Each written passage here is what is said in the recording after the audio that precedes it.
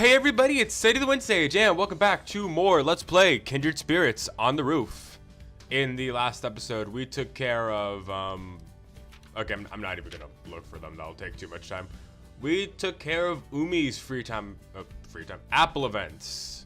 And in this episode, following with the trend we were doing in time past, we're gonna be covering Sasa's events. Something to know as of now of recording, I still have not, first off, not even episode 1 has come out yet, so yeah, I'm working on that, don't worry, but, as of now, I've not decided whether or not we're gonna do Nanas yet.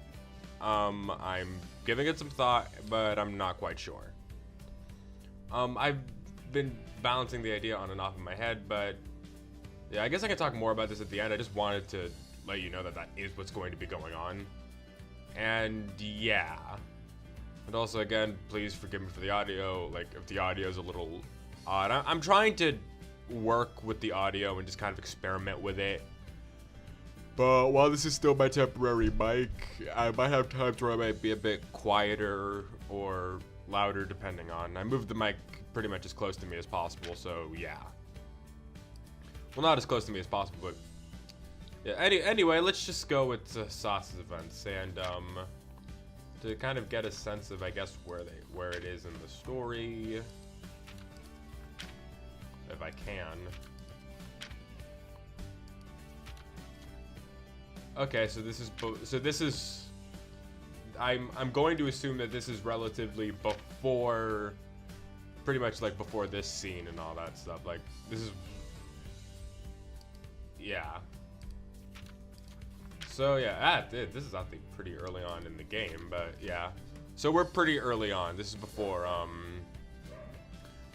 we know about, this is before we as the player would know about Sasa's feelings for Umi. So yeah, let's dive straight in.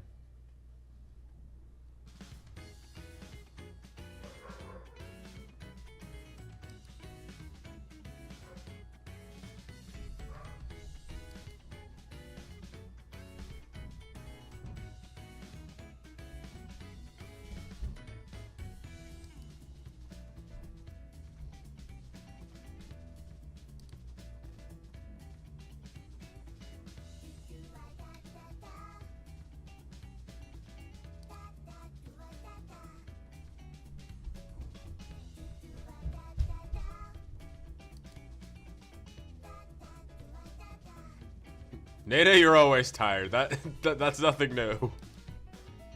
Oh, okay then. Then again, I probably should have expected that. I'm not trying to think I'm clever by saying that, but it's just I probably should have waited for the rest of the. Probably should have waited to see if one of the characters was gonna comment on that.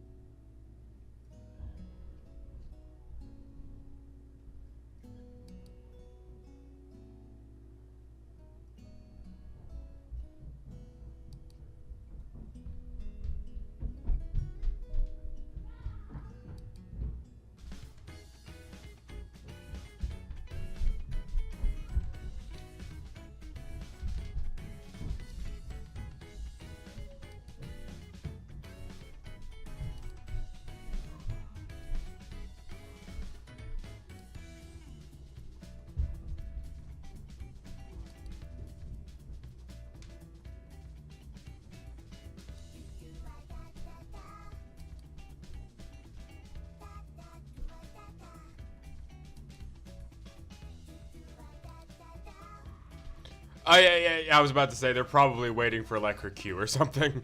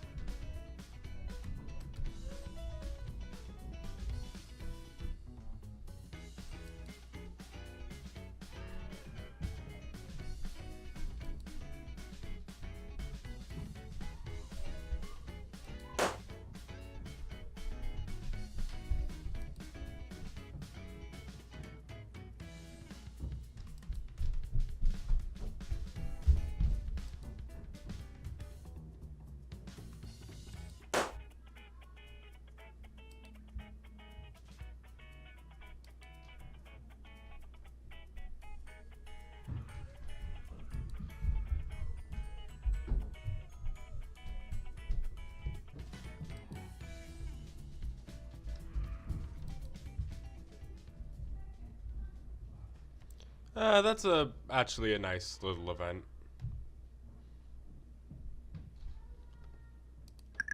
Oh, and the save was right here. Anyway, you know, nice little event. It doesn't necessarily like It's kind of funny that these two. Oh, dark pasts. I'm sensing a lot of exposition in this one, but then again, exposition's what these things really are. But anyway.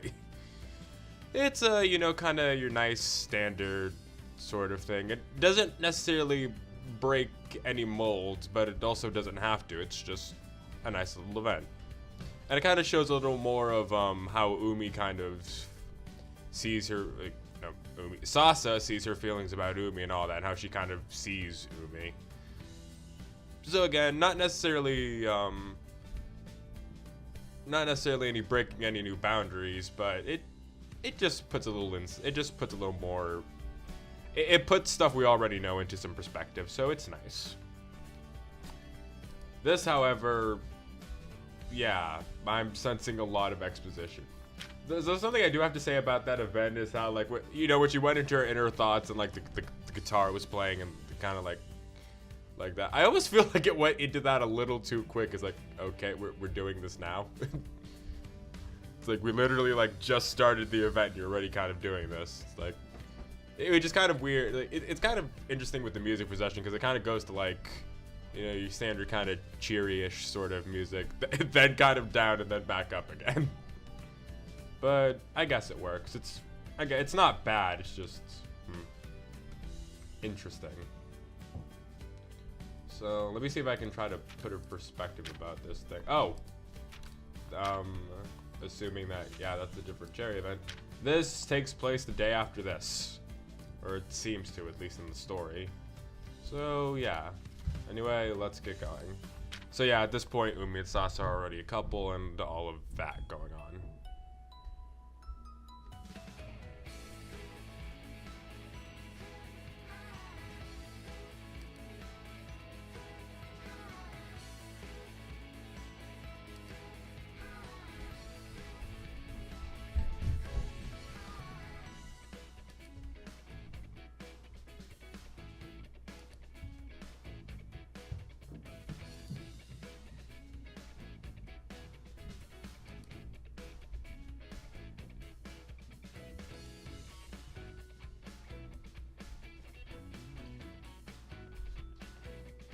Yeah, but I've been meaning, I've wanted to say this for a bit now, but I guess I'm just kind of decided to bring it up now.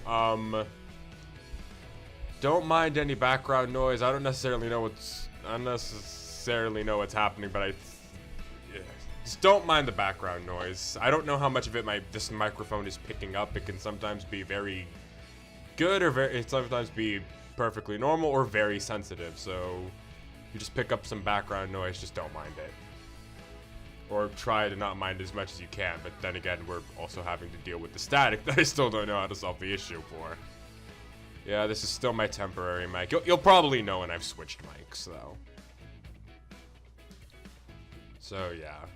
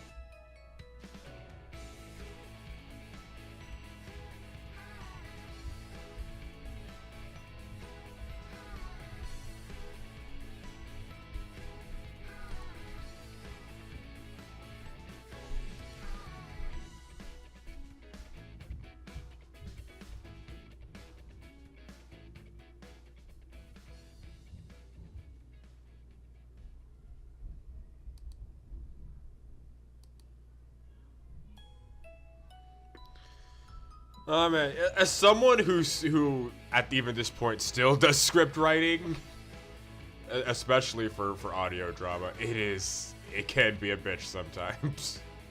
I don't necessarily know what they're specifically talking about, because I think no, they haven't written it already. That's next month. But yeah, I can understand why stuff like this could be a process.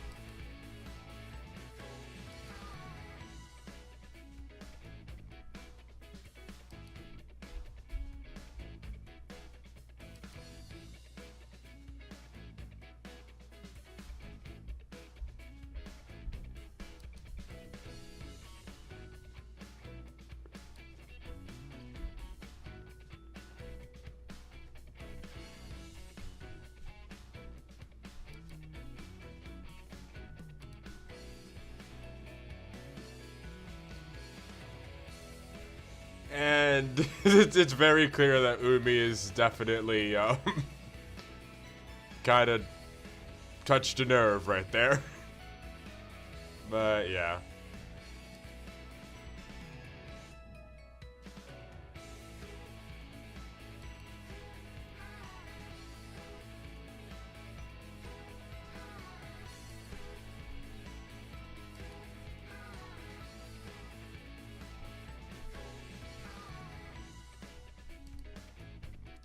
Stop. So Sasa was into kind of little occult things like that, I guess.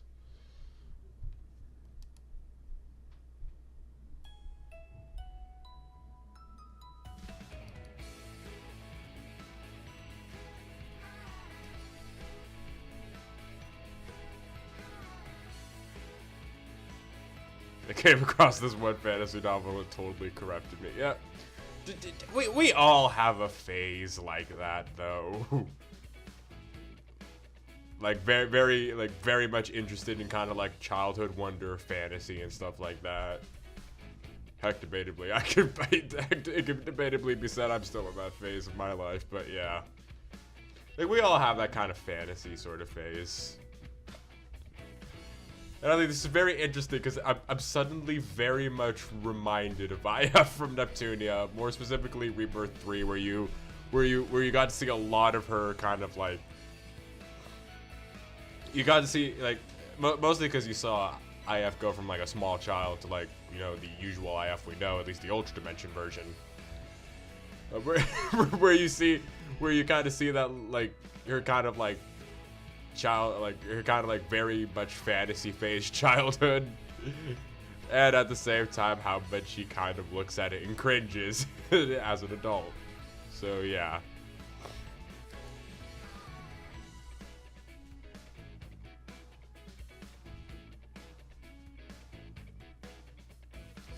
Yeah, that's the problem. Once we kind of get once you kind of get out of a phase like that, you can no longer have fun with it. You just kind of embarrass yourself with it. So yeah.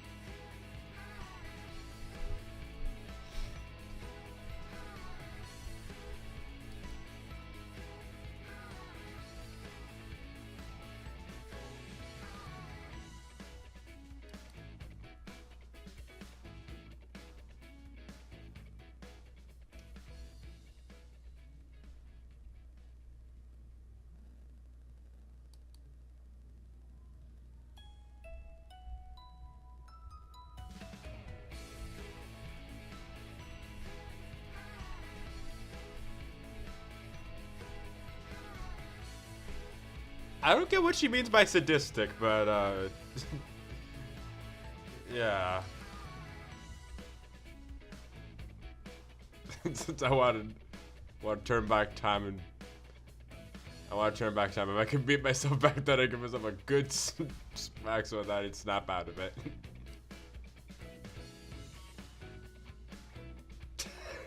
Wow, this really. Man, I mean, I understand the feeling, but wow, this really does get under Sasa's nerves.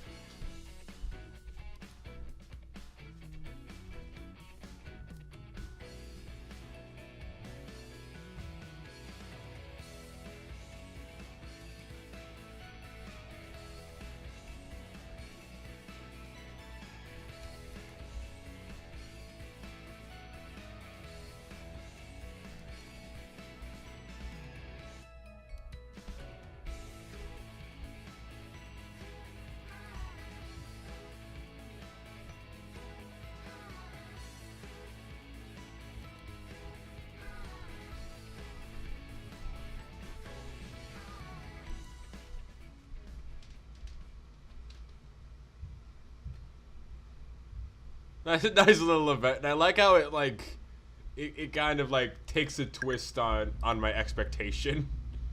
It's like, okay, I'm expecting like a literal dark. I'm expecting like a literal like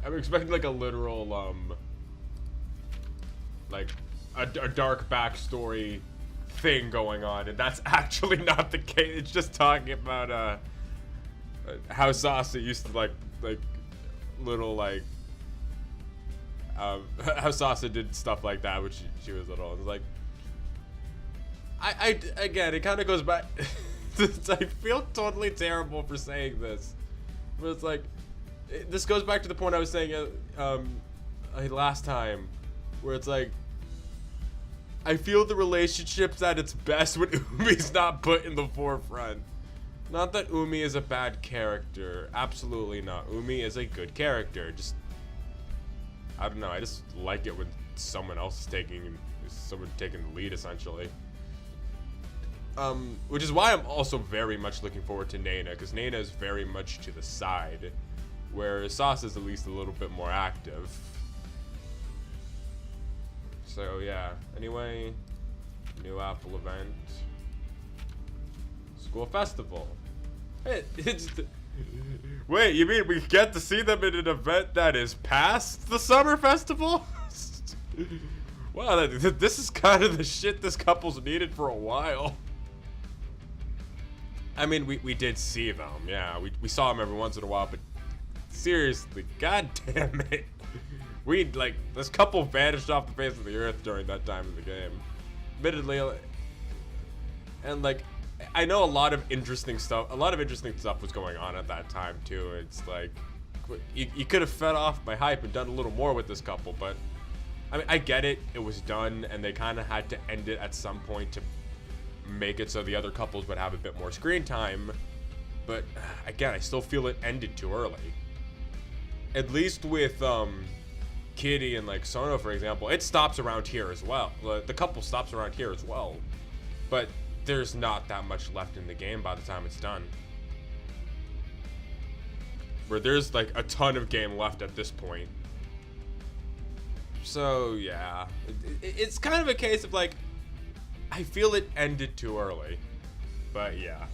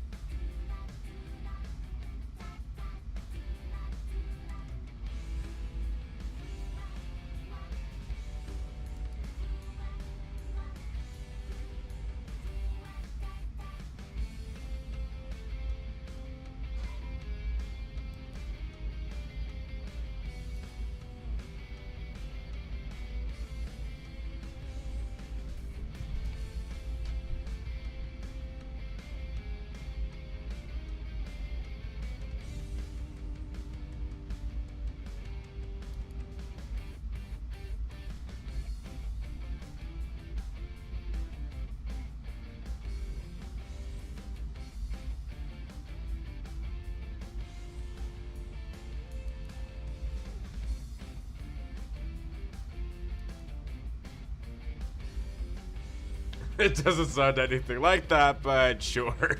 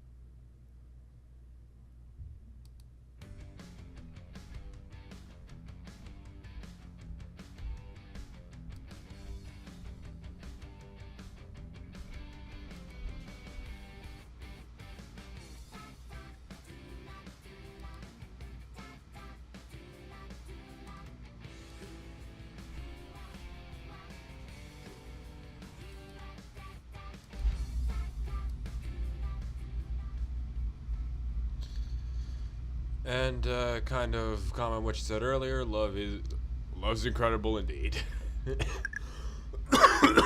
Sorry. Anyway, and that was there's another one. Okay, but besides that, I kind of want to talk about the one that just happened first, and say that that is a really good example of actually what makes this little couple relationship right here that's going on really cool or really good. Like when you see them kind of interacting, like when you see them kind of going around just interacting, it's a really interesting thing. Yeah, Nana's pretty quiet in the grand scheme of things in it still, but Nana's Nana. You can't really force her to change. But I still feel that that was a really good event. And as you kind of like, I had to stop like 3 times to resist myself making a joke of like, oh, holy crap, Sasa actually smiled. But you know, when you see kind of them all like interacting, kind of like, and they're all pretty high energy in the whole thing, going back to my whole energy talk, I guess, from last time. But it's really interesting, and the dynamic these guys have can work really well when all of them are contributing to it. And as you saw, like, you know, like Sasa went a bit out of character, and it was actually pretty interesting, and she even brings it up herself that she's kind of a little different. Like she's acting a little differently than what she usually does, and I feel that's the whole example of these friends bringing out the best in each other. And sometimes the worst, but then again, I feel it was good for Nana to actually like speak up and say something to them. But yeah, and I kind of wish we got a little more of this in the main story. It would have kept my interest a lot more. But just like with all the other couples going on, post game kind of brings out a little bit more of them. And I guess that's because these events are centered on them. Like the cherry events kind of do in a similar instance, as to where the main game is centered around you now, with occasional looks at these characters doing. With the post game kind of giving everyone sort of an equality in this regard, it helps out, and I will make this a statement, and I feel this statement will be pretty much 100% accurate right up to it. If all of these couples had their own individual adventure, like their own individual stories going, like their own individual story, then I feel that all of these couples would be absolutely amazing. But problem is not only is there a main game going on, but in the side space, but on the side with the cherry events, spaces are limited. Everyone's got to share. But yeah, and it also helps that we're seeing, like, in the case of like Aki and Koba, like both sides of the relationship. We're seeing a little more development on both sides, whereas usually in the side event centered around one character. For example, with this here, it's kind of even, but I feel Sasa would essentially be like the character we kind of see perspective of a lot. Alright, sorry, it seems my phone went off without me noticing. Anyway, that was not just Siri just being weird. You know, like, listening to you whenever you don't want her to, but being super irresponsive otherwise. Anyway, we got another event. I'm going to assume this is the last event. Assume this one takes place after the school festival, so yeah.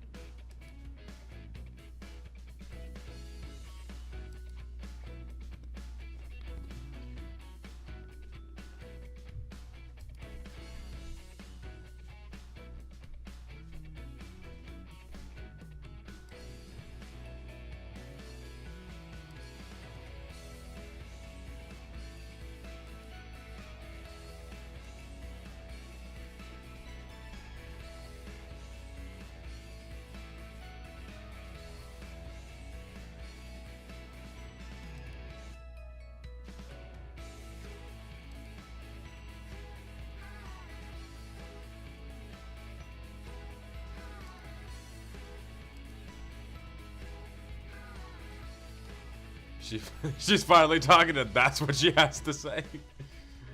Quite the kind of quite the thing to start with, I guess.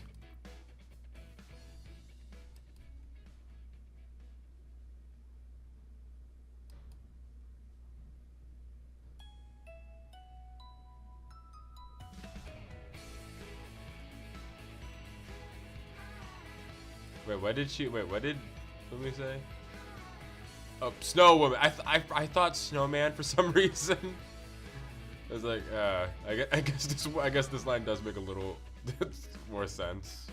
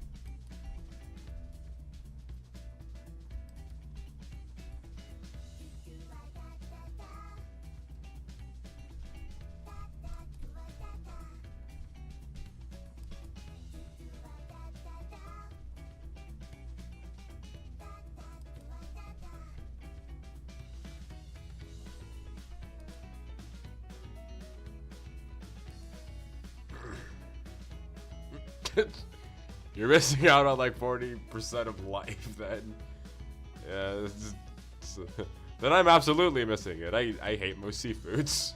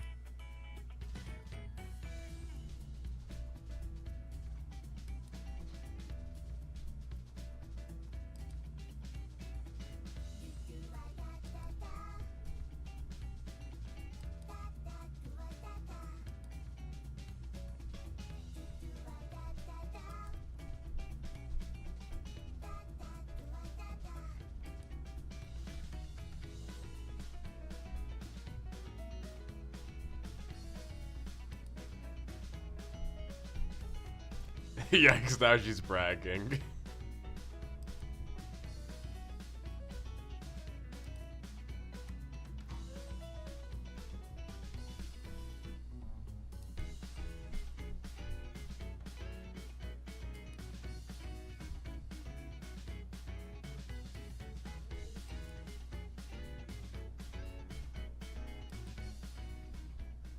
Okay, another nice little event. Hey, look! It's assuming there's no other thing after this. A part under 40 minutes. This is extremely rare. And yeah, we're done, it seems.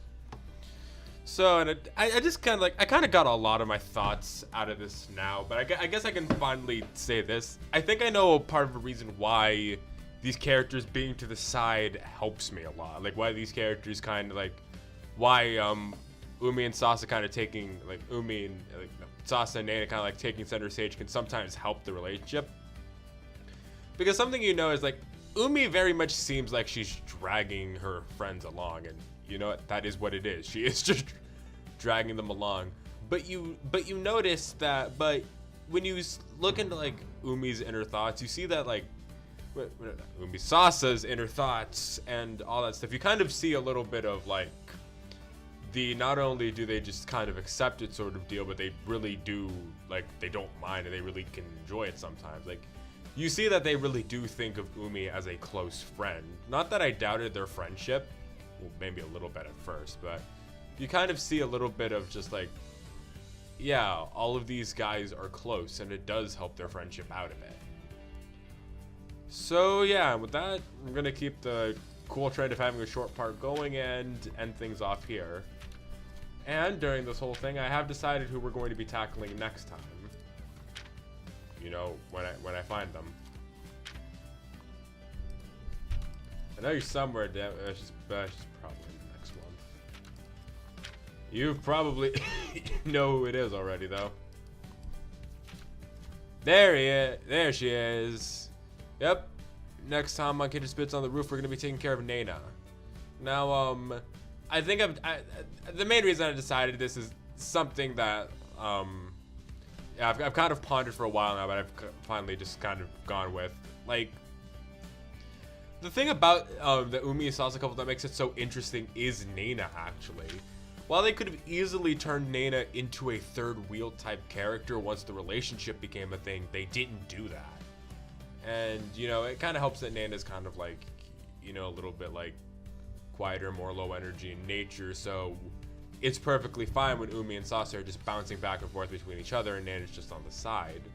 But the thing about this couple and kind of the relationship all three of them have is really, despite the fact that there is like a romantic relationship going on between Umi and Sasa, I feel it's something kind of an odd sense in a romance where the friendship all of these guys have takes a precedent. That the friendship they have going is more important than the romantic relationship you're seeing in here. And that doesn't necessarily devalue the relationship either. It's just, it's all part of it. They're all three are really close, and you really can't have it with you really can't have it just without all three of them.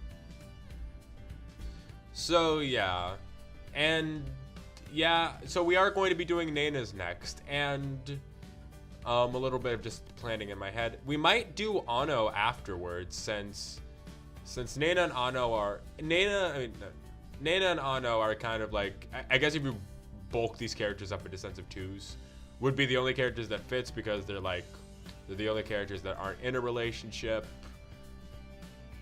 being the quote-unquote only side characters left.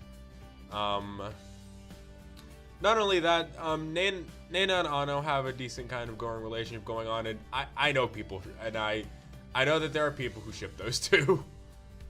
I'm kind of indifferent in that whole thing, but it's like, yeah, I know there are people who ship those two. And so I might see, so you could technically say, instead of saying this is Umi, Sasa, and Nana, you can maybe say that Umi and Sasa was one little pair of videos, and Nana and Ano is another pair. Not that that really matters in the grand scheme of things. You don't really need to see these in pairs. That might just be for the ordering sake of it. Plus, having Ano in there at about the halfway point, I guess, it's kind of the halfway point, will help break the pace up a bit. So yeah.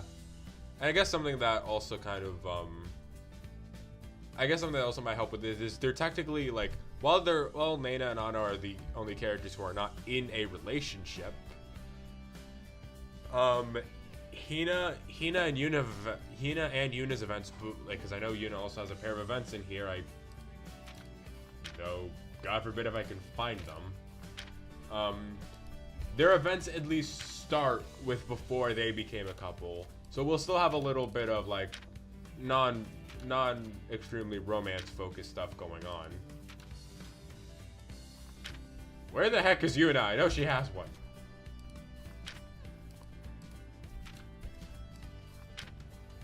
I know she has one, damn it. I don't know if I've just missed it already or whatever. I'll just keep looking at it. I know there's one in here. Or do I just keep confusing? Or is it just because Yuna's face is on everything I forgot? No, I know she definitely has one though. Whatever. Not that it matters in the grand scheme of things right now. Anyway, next time on Kindred Spirits on the Roof, we'll be covering Nana's free time events or Apple events. So see you guys then.